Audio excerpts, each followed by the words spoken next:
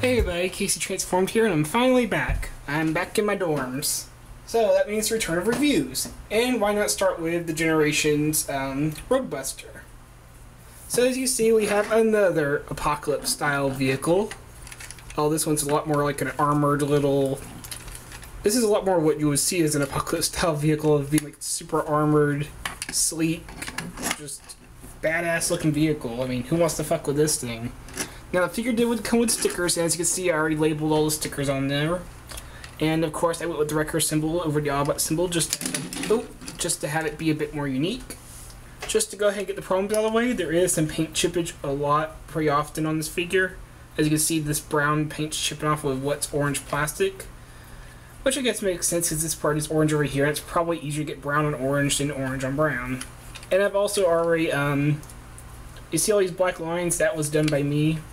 I already, did the lines so where they stand out more, because normally this is brown, you can barely see it, kind of like how it is here. So yeah. The only real problems with the figure is that there's the paint chippage here, and the vehicle doesn't perfectly go together. There is a little bit of a couple gap issues, but it's still not as bad as, say, Scoop here. Speaking of which, here he is next to Scoop.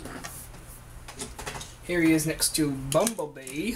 Well, here, let's put Bumblebee on top. And here he is next to the classic Galvatron, just to be a bit more random. And yes, I will get to this figure over here. You see how big he is? He's much bigger than the others. Well, not a huge amount, but he flips out a lot to get his, size of a Voyager. The orange, brown, and green all look good on him with the bits of silver and the black. It all looks really good. Good paint, good... I mean, yeah, the paint chips, but it does look good where it's not chipped. No obvious robot parts either, actually. I mean, even the hands are covered up. Really, the only part where you kind of see is the joints in the back, and even then, it kind of just could pass for the back of a vehicle. So yeah, this is actually pretty good. Even from the bottom, the only real thing that looks like a robot is that you see the head. So yeah, it's actually a pretty cool vehicle. It rolls very well, especially with its tires kind of suspended downward. I really like this one. I like it a lot more than the third-party one, who's kind of just got like this chunky, basic robot look to him. Now, he does come with 6 accessories. Yes, 6. Starting with the biggest one, his missile/rocket launcher, which we'll just plug in right there. You can there's 6 ports. There's one here, here, here, here, here, and here. And it'll plug in anywhere. You could also probably even plug them into the bottom of his hand. But yeah, there's the rocket launcher. It looks pretty good. Once again, I panel lined it. It's green with a little brown tip, and of course, this thing is hair triggered. It will shoot off at the slightest touch. Like, there's times where it's so hair triggered I can't even get it to go in there. There.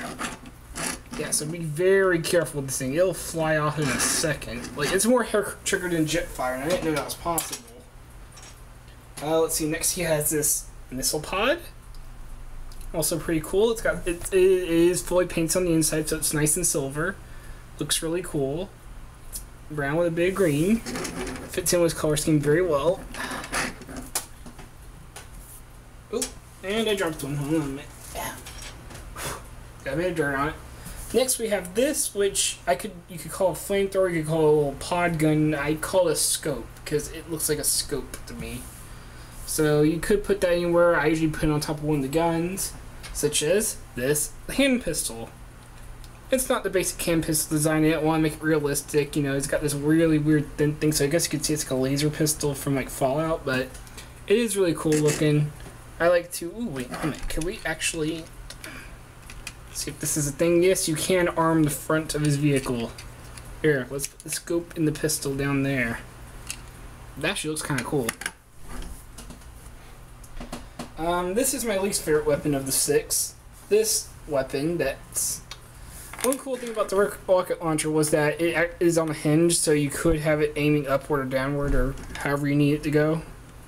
This does the same thing, but because of how these weapons can combine in certain ways, and because how it works, it's kind of just got this slot, which it looks like an energy gun, maybe, sort of, but really it kind of just looks like a part for fusing air guns to it. This by itself doesn't look too good as a gun, mostly because it's shaped like a pistol, but it's much too big to be a pistol. I mean, there's the normal pistol there, and then here's this one. You can see it's much bigger. It's not bad, it's just weird looking. But yeah, like I said, it does have a hinge, so you can aim it upward and downward. You could have it like as a shoulder cannon. We can just peg that there. Just leave it there. Last is one of my favorites, but it also has a huge problem. The assault rifle. And don't tell me it's not an assault rifle or it's a machine gun, it's an assault rifle. It shoots lots of bullets very fast. You can see it has the ammo clip. Pretty realistic for a Transformers toy, and I already showed the problem. It's completely hollowed out. I'm sure the other ones are hollowed out too. Yeah, like your rocket pod is completely hollowed out in the back, but this one, considering it's just on the side, really bugs me because that means it only looks good from one side. So then basically when the figure's holding it, the moment you turn it around, it looks like complete crap. There is that problem, but on the side that is fully sculpted on, it looks really good. It looks like an assault gun, a machine gun, whatever you want to call it. And of course, you can actually slide it into this to get like a long-range assault rifle look. So yeah, there's that. There he is, fully armed, and he looks much meaner now. He definitely has that apocalypse car look. You do not want to fuck with this guy. So let's remove all that so we can transform him into his mighty robot mode, his Voyager robot mode. So what we're going to do is grab, see this middle piece here? You're just going to grab it and pull back and up. And when you pull back and up, it lets these clips out that were holding it into the windows here. That's another thing. I really like the clear plastic on this. It looks really good. We're just going to basically unbend the knees here. You can see all this fold out. Split the legs. Fold the feet this way and then fold them up. Turn and fold up. Tuck the wheels in. They are on the hinge, so you can just tuck them into the back of the legs. Although it does force like a split between his legs, but that's fine. Oh. And he has problems balancing on his feet. Next. Oh, wait, we can't see what we're doing. We can't see what we're doing. You're going to unpeg from the sides here with these arms. But they also peg into the top here, so you have to pull them forward a bit. Then they come out on these double hinges down here. These brown bits actually move out to help form the sides of the chest. Come back up here. These green parts that were covering the hands originally will fold in or collapse in. And the whole hood just folds down. And that keeps these from falling back in. These don't clip anywhere. The only thing that keeps them from falling back in is the hood. Bring the arms down. And then it actually clipped into the shoulders. And actually have double elbows that we'll get to in a moment. And there is the mighty Roadbuster in robot mode, if we can get him to stand. If we can get him to stand. It might be a little bit tricky because he has no heel, so we'll get to that in a moment. There. No.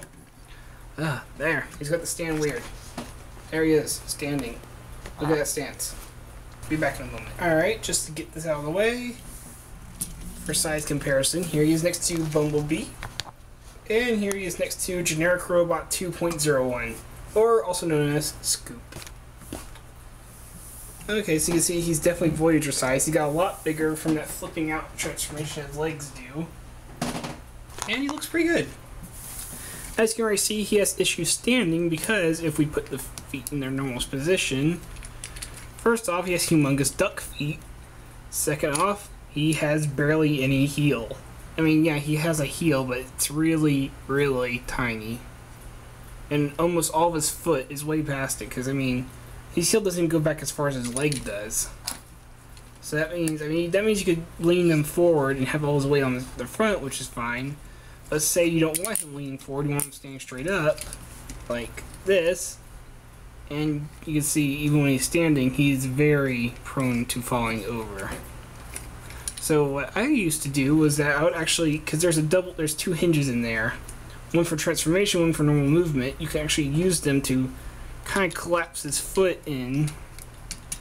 First off, it doesn't give him humongous feet anymore, and second off, it actually puts the feet in there to where the legs are. And that helps a bit. It doesn't fix it perfectly, but it's a lot more balanced than it was. Another thing you can do that I like to do, have the feet fully out, but flip them around. Have the heels be his toes and his toes be his heels, and that works pretty dang well. I'm going to do that for now just so that way I can show you all the posability, because this doesn't affect any of the posability since it's just using the swivel. Well, that double hinge thing does affect the posability a bit. So yeah, Let's look at the new details, like that head. Oh my god, that head sculpt. I love that head sculpt. Maybe it's because I've messed around with G1 Roadbuster, but that is definitely like a classic style Roadbuster. That is like perfect for him. I just love how he's like just a vent and like it's technically could be considered a generic robot face, but somehow not generic because he has this like cool knight look almost to him. He looks like when they call him a wrecker, I can believe this guy is a wrecker. I can fully see that. This guy just looks like he's ready to wreck shit up. The arms, I kind of hate the hands because they go back to the old style of make something shaped like a hand and drill a hole in it. It doesn't, like, for comparison, as much as I don't like Scoop that much, his hand resembles a hand. It looks like it's a naturally opened hand. Meanwhile, like I said, this is a hand sculpted with a hole drilled in it. It's not absolutely terrible. It's nothing we haven't seen before. It just sucks that they have to go back to that.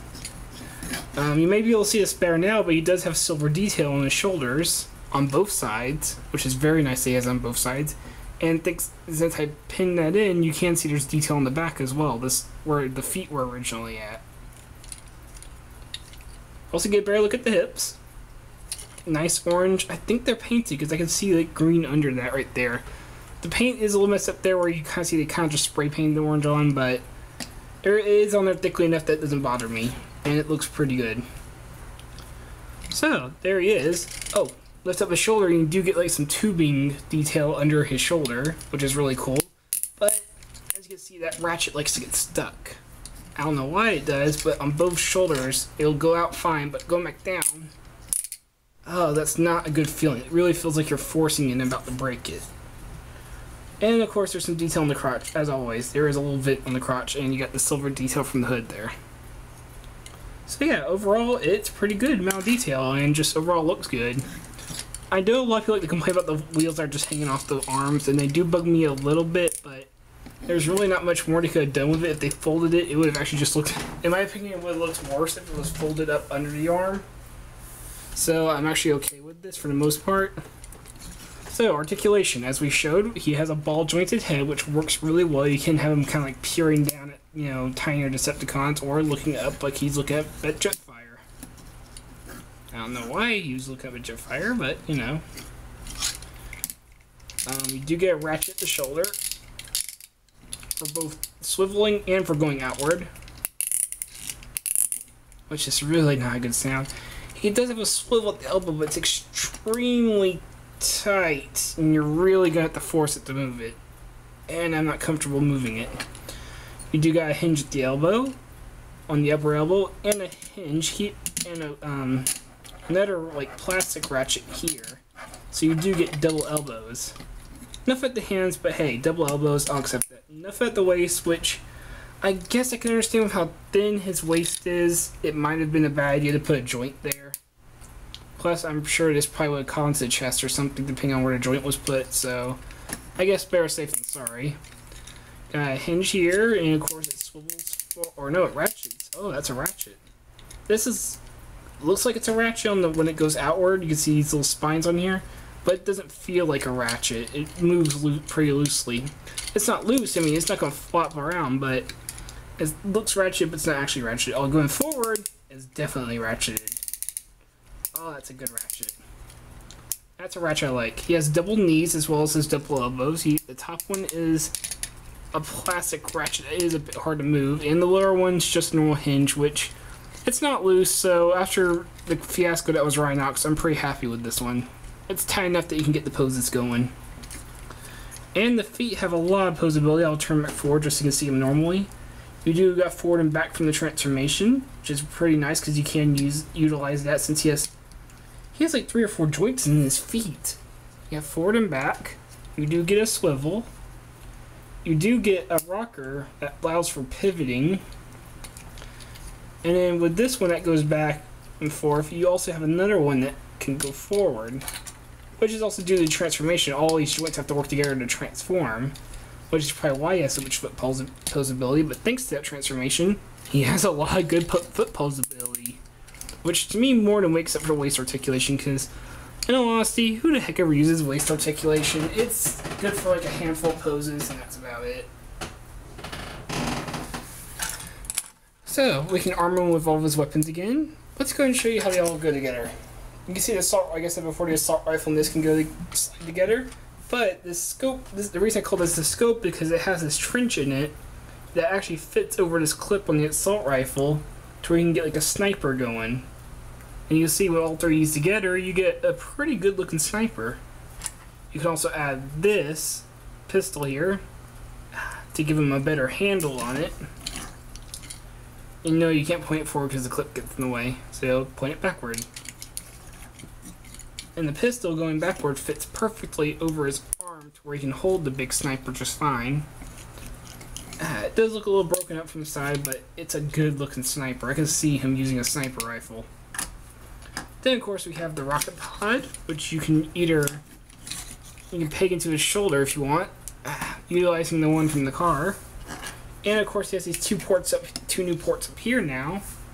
So you can peg, say, this rocket launcher. Sorry, I call this a rocket launcher. This is a rocket pod. But you can peg the missile launcher to his shoulder, the top of his chest. So yeah, he now has 8 different ports. Actually 10 if you count his hands. So let's see, 1, 2, 3, 4, 5, 6, 7, 8, 9, 10. Yeah, he has 6 weapons in 10 different places to plug them in.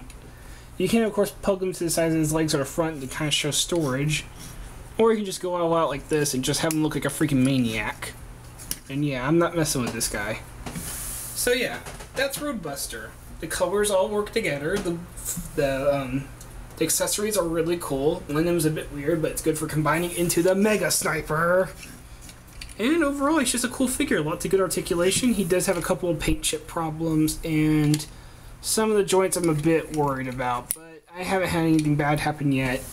I don't seem to hear any like exploding elbows that happened with the RID Grimlock that came out recently. So yeah, I would say go pick him up. He's one of the best of the Thrilling 30 generations there is. So yeah, that's Roadbuster for you. I hope you enjoyed this review. I hope you go get this figure, and I am Nerdy Transformed, and I'm out of here. See you guys later.